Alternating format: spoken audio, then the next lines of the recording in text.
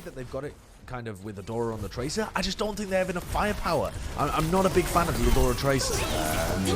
Initiation, and that's going to be the Blizzard 8 up by Rhea. Nice little start for Hangzhou if they want to try and turn this. That was what they needed. Removing it from the equation. As you can see, the supercharger goes down, but instantly taken out almost as fast. Is plopped down. EMP comes out, but Lee Jae-gong was there, ready and waiting with the sound barrier, and lets it go. Lip with 3 kills, 4 kills. He was just making quick work of anyone who stood in. Of course, the Blizzard is going to remain for a short while, but no one actually gets frozen up. Shanghai still in the fight, and Gushue using that Primal Rage has wasted a little bit. TP now going to be utilized by Hangzhou. IDK going for one of the ballsiest resurrects I've seen in quite some time. Gushue back in the fight now, so Hangzhou Spark taking a 6v6. Lip with a bit of a fadeaway post bomb. Puts in enough damage, takes out the shield, and Void's going to be cleaning up Gushue, but still anyone's fight. Hangzhou have to contest this point right now. They cannot allow them to get any more capture point here, but Bebe throws him up, off onto the side. Fleder takes him out. The walking just stuck in the mud, if you will. And that's going to be easily another cap up here for Shanghai as they clean up 1 or 2 players who are left remaining onto the point. Void is, okay, in a precarious position, but his team are there to assist him now, and IDK might be the one who's in a precarious position on the high ground.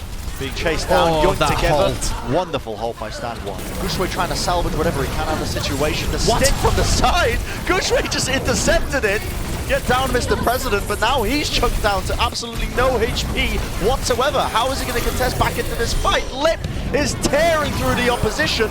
Already 2 kills for him, and Shanghai are on cloud 9 right now. Not necessarily the team, not necessarily the actual sense that they physical place, off, you know, yeah, just all over the place for Hangzhou. But they're not playing with the Brig. They're playing with the Mercy this time because Brig is unavailable. They're not playing with the Zen because that would be way too vulnerable. But here comes another EMP. 4-man this time, but a great Bionade onto Lip and Void. And Lee Jae-gong down immediately. Great focus fire this time from the Hangzhou Spark. How's Lee Jae-gong getting caught by the EMP once more? Playing aggressively, these aggressive angles that we've been talking about. High risk, high reward playstyle from him. So Hangzhou Spark going to continue to roll this cart a little bit further forward. I gotta say, a lot of this being set up as well by Gushue's Primal Rages. He's been building them up in a very rapid fashion. I'd be curious to find out what his ultimate charge rate is as well. He's been fine at that performance. But the res, though, is so good for Hangzhou Spark because as soon as they push people away, they can instantly reboot after being 5v6, and Adora comes in, finally making his presence felt in the match. Yeah, IDK almost a silent carry in a lot of these team fights, going for instantaneous resurrects. Very reminiscent of how Neptuno plays, actually, in a lot of ways, when he plays Mercy himself. And Hangzhou Spark at the back of this. High risk, high reward. See you later, Stand 1. Win these individual 1v1s that are occurring. Fleder's somewhere in the back line. He finally drops down onto the point, but Bebe falling is not a good sign right now for the Hangzhou Spark. He'll be missing the Discord orb. Dora's able to even it out. Lip hunting for an opportunity on the flank. Oh, that's great. That is a wonderful headshot. The Dragon Strike going to be sent straight down the middle, splitting the point into 2 here. Lip's flank has been fantastic to be able to pick off Bebe and then come back in and find the Orisa as well. But Shanghai have taken so long to be able to do this that Hangzhou are still getting up to their ultimates. If Rio's Flux can get something done, if they can finish off Void or Lee Jae-gong, they might be in a position to recontest. Lip not quite. Uses the Storm Arrows to take out IDK. To remove from the fight, and now it helps the rest of your team build up their ultimates just that much quicker as well. And Shanghai are utilizing it. So you can see the amplification matrix is used. Now we see the Gravitic Flux being used. Bebe has to use the Transcendence to heal his team up. Dragon Strike splitting them up straight down the middle. And Gushue was just wandering, however you want to call it, just straight into it. Gets taken out. Lip with the consistent damage from far alongside his Yak. Are incredibly split because they know that a Blizzard and a Flux are available for Hangzhou, and you just cannot catch them if they try to split out like this. But look, oh my goodness, Hangzhou Spike, they don't want to use their ults because they're playing so split, but Izayaki is demolishing on the flank. They worked it around. Shanghai Dragons are just rolling it forwards. Hongzhou forced to use the ultimates in a suboptimal fashion, and they're paying the price. The Ice Wall is going to be pushing them back. Izayaki is an absolute monster. He's trying to go for these shots, mate, but you're no Jonak at the end of the day. Bebe is going to be taking him out, and that may have given... It's ultimately looking like they're holding on. IDK, again, with another resurrect into the backline. Gushue will be poor coming Bebe. up. But Bebe's just getting run down. Yep, they just run straight into the backline. They're like, okay, if your entire team is behind this, we're just going to run forwards. I don't know how Bebe survives, but the Bionade is massive. Connecting onto 2 targets, and he set up Hongzhou. Izayaki was not caught in it, and he was able to coalesce, and the entirety of Shanghai just backed off with all of that healing, and the EMP was utterly wasted. Adora copied a Mei, which got nothing done. Gushue's Primal got completely baited out as well, and the supports just ran in rings around him. Just a perfect kiting of ultimates there from Shanghai to set them up for the win on King's Row. There you go, just like that. And Shanghai Dragon did just break Rio's ankles, and I thought he was gone, I thought he was off the map, but he ended up working his way back to the rest of his team, and now we see the Coalescence being used by London. Eileen goes down from the stray Moira Orb, Shu forced to use his Fade to try and get to safety, but Hailey finds another kill with the Moira Orb. He's getting all of these picks. I mean, I know who's getting a player of the game at the end of it, isn't it? It's going to be Hailey with these ones, dude. He's just giving him the beat down. The rest of the London see it. Eileen almost up to that EMP, 96%. J-Mac now trying to go over the power driver. The mines come out. He built them fast enough. He's just switched over to the Wrecking Ball and still found it. Now the Blizzard by London unleashed onto the point. Although trying to lock them up, but Rio, look at the Primal Rage. Look at the skills. 2 kills already. The overtime going down. Bernard comes in with the bomb though. Collects the kill onto Chara now, and they're going to be hunting for one more. Can London turn this one? The Coalescence fades away for them, but the Guangzhou Charger in complete control. Sanguinar using the beat, but it only connects onto him. One singular target. Working their way around. As you can see Shu just taking the higher ground. Unleashing Normal to Guangzhou, finding that opening pick, but traded out as Rio will fall. Control over the high ground there, absolutely crucial for Guangzhou to be able to drop and find that pick. And now they're in a great position. They have control over the point, and it's London that are forced to push through these tiny choke points where Rio just gets infinite cleave damage on them. And if they win this team fight out now, Guangzhou, that's realistically going to be best case scenario for them. They don't want to commit. Swapped over to a dive comp. Well, overtime's ticking. We see the EMP utilized. London come back with their own soundbire. Sanguinar connected onto everyone who's still alive, but J-Mac is no longer in the fight. Once again, the overtime is burning. Nero moving over to the Tracer now, just trying to collect these kills. Beautiful tracking. Almost locking onto Sanguinar there. Gives him the beat down as well. He's going to find another one as well. You know, Tracer, she doesn't look like she packs a punch, but she certainly does when she's in the hands of Nero.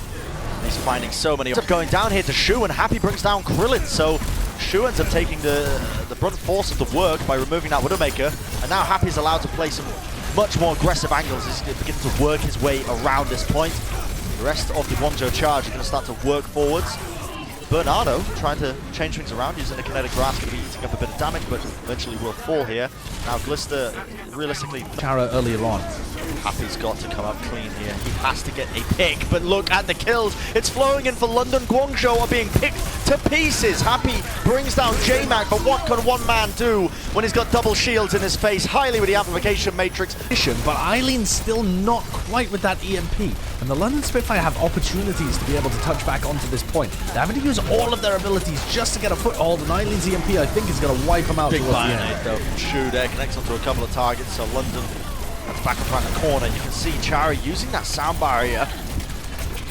Guangzhou is so close to capping out this point now. They're only a couple of percentages away, but the Blizzard from Old Do they need to use the EMP? Because if they have to use the EMP, they're kind of stuffed for the next section of the map. Yeah, yes! Use it. And they might have waited too long. They waited too long, Bren. Krillin, they wanted to save it. The side as well, Josh. He was able to get the Transcendence off. Krong, though, might try and turn this one. That could be exactly what they wanted. And that's exactly it. Guangzhou, they just cap it.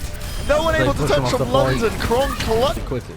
But they need to be a bit more coordinated about that. Pull their tanks in, pressure the point as well at the same time as Nero engages. Go for a little sideways play here. Great Bionade. Shu with the Bionade. Shu is a name we haven't spoke about a lot, but my goodness, look at the damage, Josh. That's much better coordination coming out from Guangzhou. God. Fantastic stuff. That much damage is just going to go straight through that Transcendence. Despite the fact that Krillin has that ultimate, it ain't going to help him here. It's going to be way too much to even overcome. That's if Krillin even survives the EMP in the first place. The EMP gets used, Krillin immediately using his Transcendence. Bionade onto J-Mac, so J-Mac goes down, and now we see the Nano Boost being utilized. Nero doesn't even want to pop it yet, but finally lets it go. It's a great peel from Bernard, as he was there with the defense matrix, but Krillin does fall. Instant resurrect from Chara. That's going to be peeled away for his team, but it's looking like a very winnable engagement so far for the Monster Charge. And as I say that, a couple of hits going away of London, but there we have it. J-Mac back in the fight with the shield. Placement is down, and he is providing a foundation for his team to work. Tried and tested Sombra Tracer dive composition that's worked so well for them. Gonna find these hacks though. That's gonna be one of their major win conditions. Kronk using the self-destruct. This is a very orchestrated play. You can see Rio tried to go for the leap there, but look at that primal rage. Hylie goes off the edge. Krillin, you're next, Sunshine. You ain't gonna be safe from any of these fists. You don't want to catch these hands either. Rio finding two, setting his team up for victory. That is beautiful, but a bit of a misplay from London.